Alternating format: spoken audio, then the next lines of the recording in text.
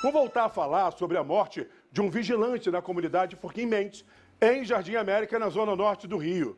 Segundo a polícia, houve um confronto entre policiais civis e criminosos da região. Um dos tiros acabou acertando Davi Carlos Correia Carneiro, de 43 anos. A reportagem é dele, Matheus Coelzer, o tupete mais lindo dessa emissora, na tela.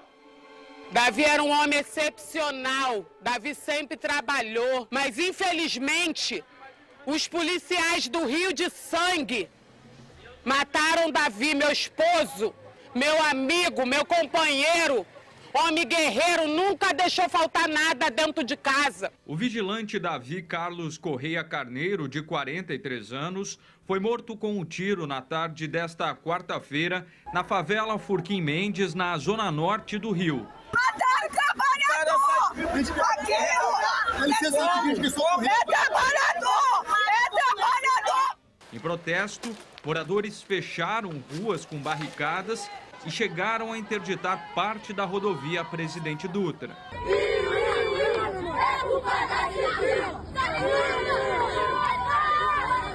Estava indo trabalhar, deram tiro nele nas costas. Acabaram com a família, destruíram uma família, entendeu? A gente não tem mais paz dentro da favela. É tiro de noite, é caveirão passando toda hora. É bandido atirando, é polícia atirando. De acordo com a família, não estava havendo operação na comunidade e os policiais teriam entrado atirando. Muito pânico, muito tiro. As crianças tudo na rua, a gente não sabia o que fazer, soltando pipa. Entendeu? Os trabalhadores chegando do trabalho. O resultado é esse. E o morador morto, a moradora baleada, e eles não respeitaram ninguém. Spray de pimenta, entendeu? Dando tiro pro alto. Davi era segurança e fazia plantões noturnos. Antes de seguir para o trabalho, passou no salão da esposa. Os policiais à paisana, carro normal, não era caracterizado o carro. Escutamos o tiro, falei com o Davi. Davi, para aqui na porta do salão, que eu acho que os polícias estão vindo aí, que eles estão dando tiro. Davi parou, daqui a pouco a polícia de novo, tiroteio. Quando minhas amigas vieram me chamar, dizendo que os policiais chegaram e deram um tiro nas costas de Davi. Davi e Érica eram casados há 23 anos. O casal tem 3 filhos.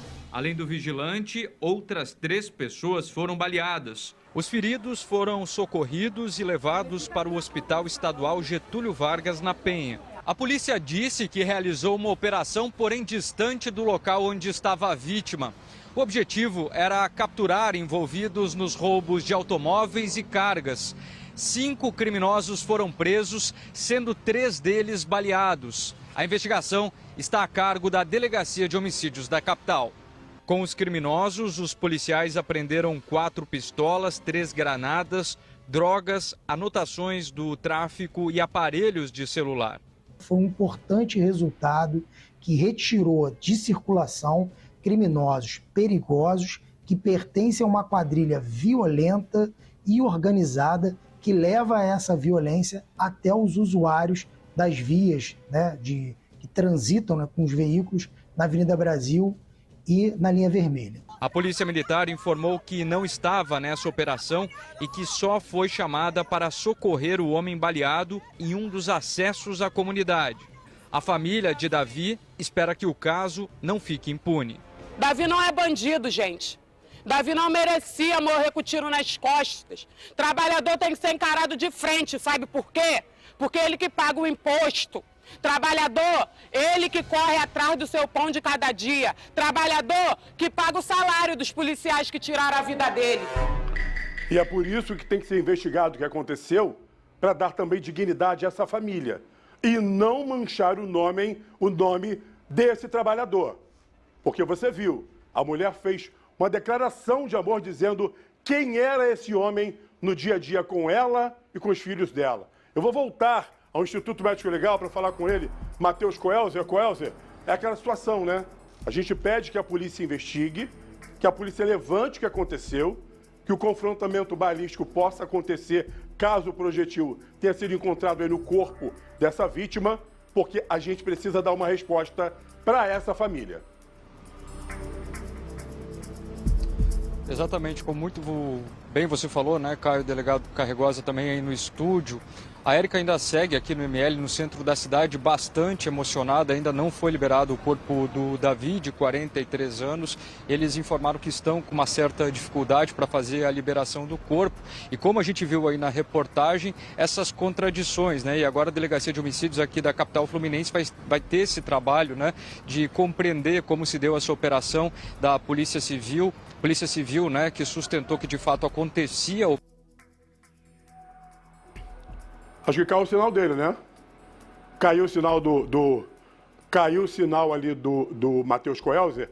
É aquilo que eu falo, tem que ter investigação, né, Carregosa, para que a gente possa dar a essa família a resposta do que verdadeiramente aconteceu ali.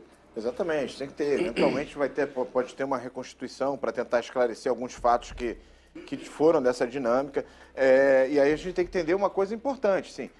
A gente não pode admitir também excessos praticados pela polícia.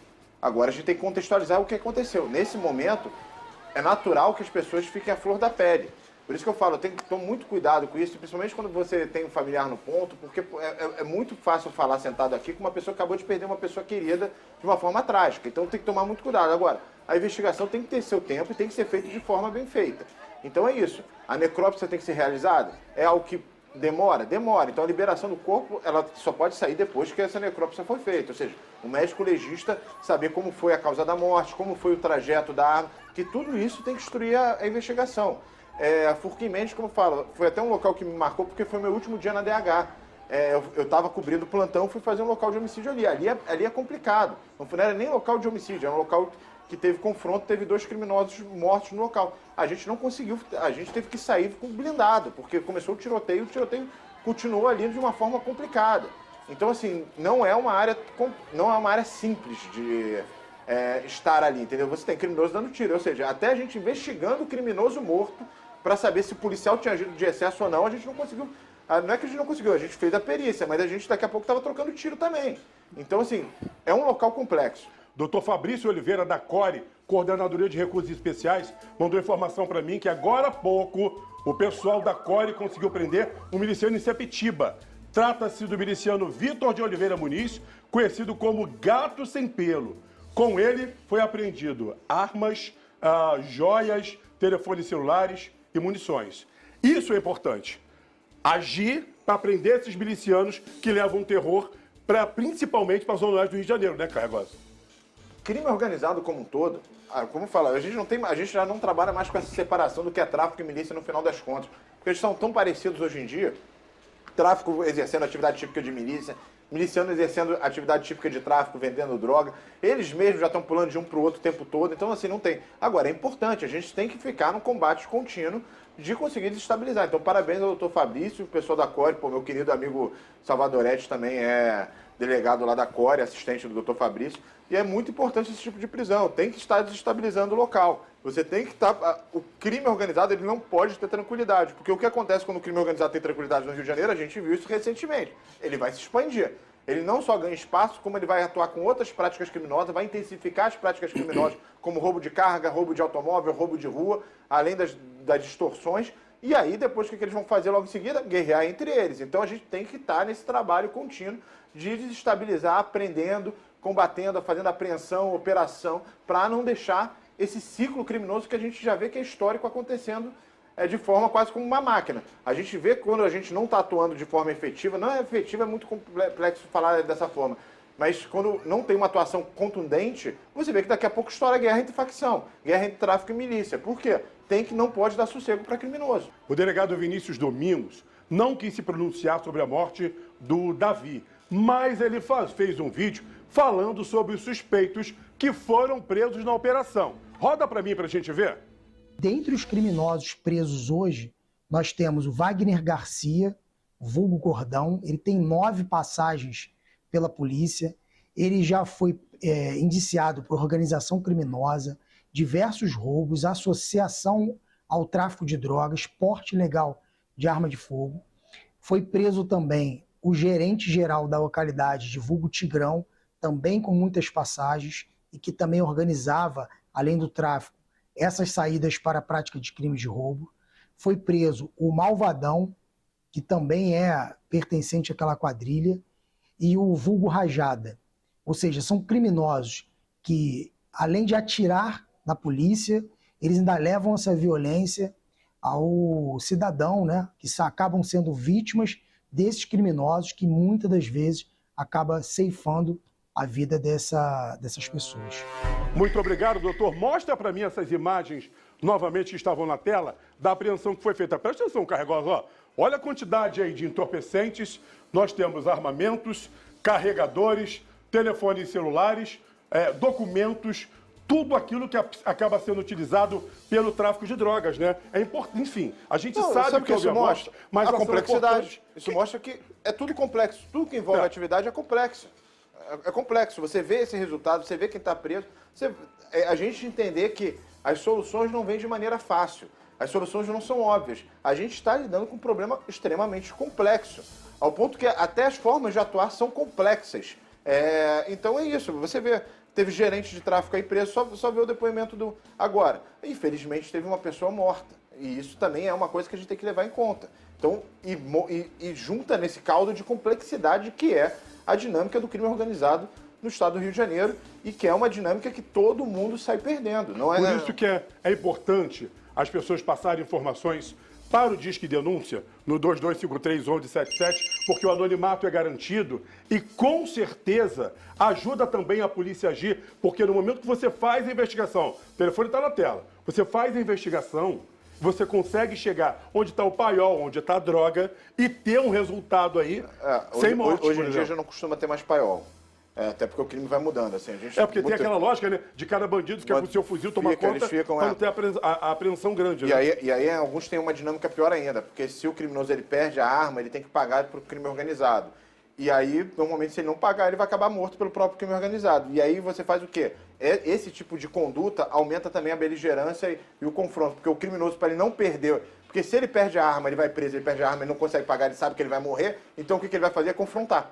Deixa eu chamar o Matheus Coelzer, que tem mais informações pra gente, né, Matheus? A respeito dessa operação, da liberação do corpo aí, né, meu amigo? Pode trazer a informação pra gente, por favor.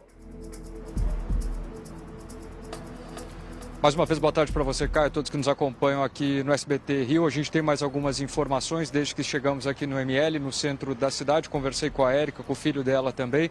O corpo ainda não foi liberado aqui do IML, mas já tem a previsão do sepultamento acontecer amanhã. Eles falaram que estão com uma certa dificuldade para a liberação do corpo.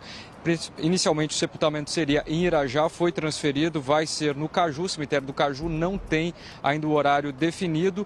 Lembrando que a partir das 6 horas da tarde de hoje eles devem sair da comunidade onde aconteceu o crime em direção à Praça Jardim América para fazer um protesto pacífico, cobrando justiça por esse caso e também agora aguardar pelo depoimento das testemunhas que devem nos próximos dias aí trazer mais informações e esclarecimentos sobre esse caso que está, agora sendo investigado pela Delegacia de Homicídios aqui da capital fluminense. A gente vai seguir acompanhando, claro, esse caso e a gente traz aqui na programação aqui no SBT. Caio. Muito obrigado, Matheus Coelzer. Volte com segurança aqui para a emissora, querido, por favor. E você sabe, né? A polícia tem que fazer alguma coisa, tem que dar uma resposta para essa família.